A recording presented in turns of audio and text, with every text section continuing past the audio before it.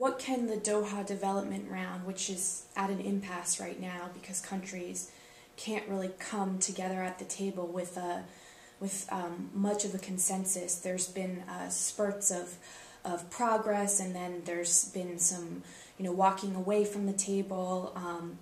It's been a long round. What can the Doha development round do for wealth, poverty, and the threat to global stability from the developed countries to the developing countries? Well, I don't know what's possible in this Doha round, because there's so much historical legacy associated with it, and now it's got so much baggage about everybody's positions and this, that, and the other.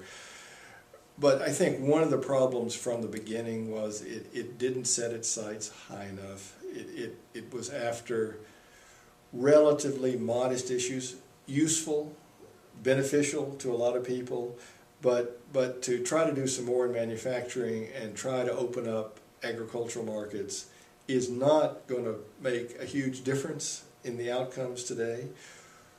What it didn't move into, which was the obvious big target, is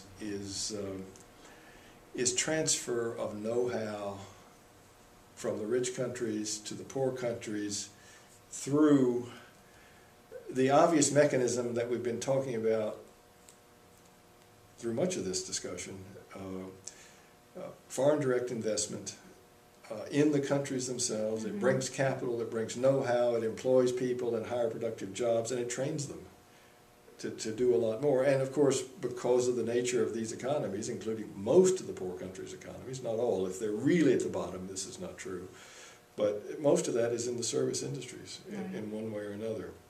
And yet that has not been, and I think will not be, a significant part of Doha, no matter how successful Doha turns out to be.